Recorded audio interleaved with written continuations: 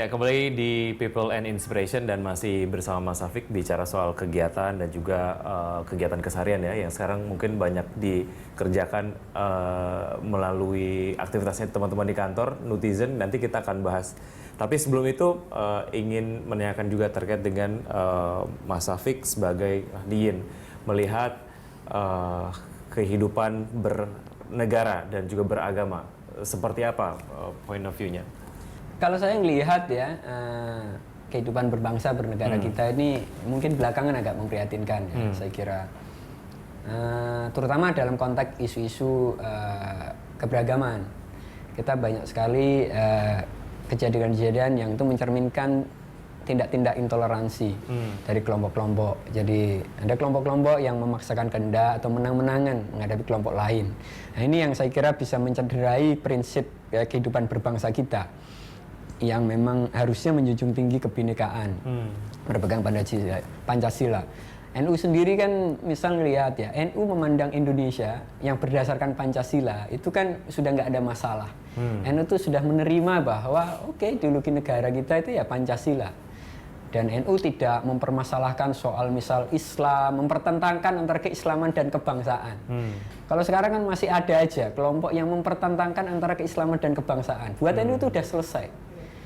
Karena apa? Nah, di Indonesia ini tanpa secara resmi menganut syariat Islam, kita itu sudah bisa mempraktekkan kehidupan yang syar'i.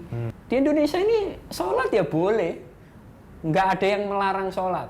Mau sholat sunnah nyampe pegel pokoknya, kita bebas untuk melakukan sholat. Puasa di Indonesia, Indonesia tuh sangat nyaman untuk orang berpuasa. Temennya banyak, ya kan? Temennya banyak. Kemudian kalau mau maghrib itu ada ngabuburit di mana-mana. Jadi suasana puasa itu demikian meriah. Jadi enak sekali. Nah, zakat, ya kita nggak ada orang yang melarang zakat kan? Jadi kita bisa zakat. Haji, ya negara ini memfasilitasi umat Islam Indonesia gimana agar bisa haji. Tiap tahun yang daftar haji itu banyak sekali. Jadi dalam konteks kalau kita memandang berdasar rukun Islam, Indonesia itu sudah menjamin kehidupan beragama orang Islam. Jadi kelompok-kelompok yang masih menuntut dalam arti syariat Islam, memformalkan tuntutan Islam dalam hukum positif, undang-undang, ya ini menurut saya, menurut dalam konteks NU itu berlebihan. Karena itu akan mencederai corak bangsa Indonesia yang itu negara kebangsaan, bukan negara agama. Indonesia ini bisa terawat kalau kita bisa menghargai keragaman ini. Baik keragaman suku maupun keragaman agama atau keragaman keyakinan. Dan di NU itu udah clear. Cuma ya ironisnya saya kira belakangan ini banyak sekali tindakan-tindakan intoleransi yang mengatasnamakan misal Islam. Yang itu saya kira itu kita sangat prihatin. Ini pasti dari kelompok-kelompok yang memang tidak punya kesadaran kebangsaan. Dia selalu sedikit-sedikit atas nama Islam, dia nggak pernah memperhitungkan bagaimana nilai kebangsaan kita itu terjaga. Padahal kalau kebangsaan ini runtuh, kemudian konflik, buru-buru kita bisa haji. Sholat aja belum tentu bisa. Kalau kita itu perang kayak Syria, apakah kita bisa sholat dengan tenang? Apakah kita bisa berangkat haji tiap tahun? Nggak bisa. Kalau kita jatuh dalam konflik, gara-gara provokasi, sentimen-sentimen sektarian, justru kita nggak akan bisa menjalankan ibadah kita atau tuntutan-tuntutan agama dengan baik. Ada media-media yang tentu saja mengetengahkan lah ya cara pandang yang provokatif. Bagaimana sebetulnya Mas Safik sendiri meng-counter ini? Akhirnya tujuannya adalah memberikan opsi pola pikir yang mungkin masyarakat sebetulnya bisa juga pertimbangkan gitu. Kalau saya memandang ya kelompok-kelompok ekstrim gitu, garis keras itu selalu ada dalam sejarah. Bukan hanya dalam Islam, tapi dalam agama-agama lain. Dalam sejarah agama-agama itu kelompok yang ortodoks, yang ekstrim, yang kaku, yang saklek, yang ibaratnya inilah itu selalu ada. Saya memandang bahwa ya itu bagian juga memang dari keragaman yang memang nggak bisa ditolak. Nah, cuma bahwa bagaimana kita menjaga agar pandangan-pandangan ini tidak diadopsi oleh mayoritas orang.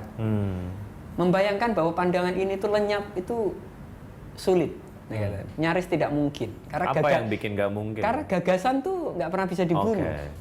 Apa yang ada dalam kepala, ide itu nggak bisa dibunuh. Apalagi Dia akan kita ada tetap di negara yang bebas berpendapat gitu ya. Ya betul, Mungkin betul. Kan warga Tetapi bahwa kita bisa lewat pendidikan, lewat media gitu kan, kita bisa membuat agar yang mainstream ini yang toleran. NU saya kira berpuluh-puluh tahun mampu membangun masyarakat yang Islami, tetapi yang toleran, tidak ofensif, tidak agresif. NU, Muhammadiyah itu kan madrasahnya, pesantrennya kan puluhan ribu. Masjidnya itu juga mungkin ratusan ribu. Tetapi mereka mampu mewujudkan masyarakat Islami, tetapi yang santun, yang ramah, yang tidak mengkonstruksi kebencian atau mengkonstruksi musuh. Ya. Nah ini ya. Nah tapi bagaimana dengan kelompok-kelompok yang tetap ekstrim? Ya tentu memang menurut saya harus dilokalisir. Saya sendiri misal teman-teman muda sekarang misal saya ngelola NU Online dan ini sama teman-teman juga lagi bangun Nutizen, platform video streaming untuk pesantren. Ya. Saya juga sama beberapa teman gitu, ada yang di sini ada Mas Hamzah, ada Mas Dedi. Itu juga mengembangkan website islami.co.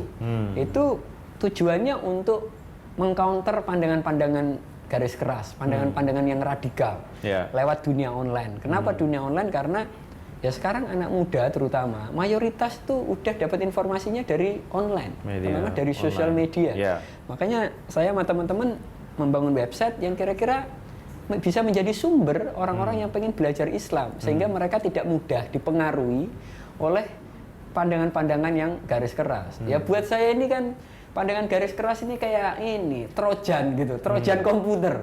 Jadi kayak kalau kepala itu udah kena kayak Trojan kebencian, gitu ya? Kalau kena Trojan kebencian itu ya bisa berbahaya. Nah, makanya tugas kita adalah bagaimana kita menjaga kepala-kepala kita, terutama anak-anak muda Indonesia, agar tidak mudah dimasuki oleh Trojan-Trojan kebencian atas nama agama itu. Dengan caranya ya membuat website, menulis, membuat video dan seterusnya. Ya, kegiatannya di dalamnya ada apa saja? Ada kajian kah? Ada macam-macam. Kalau misal di website di NU Online dan islami.co ya itu artikel-artikel keagamaan tuh banyak sekali. Misal soal kemarin, misal ribut soal warung itu boleh buka atau enggak di bulan puasa. Soal ribut Bu Sinta yang buka bersama di gereja itu boleh atau tidak. Soal ucapan Natal boleh atau tidak. Gitu-gitu. Itu kita menulisnya menurut pendapat-pendapat para ulama gitu loh, bahwa di Islam itu juga terbiasa berbeda pendapat, ini bukan saklek-saklekan. Nah, ini orang kan pokoknya yang ini dituduh sesat, dituduh kafir, dituduh liberal. Sementara dia sendiri yang sering menstigma orang, dia sendiri nggak tahu gitu loh. Kafir itu gimana, sesat itu gimana, liberal itu gimana.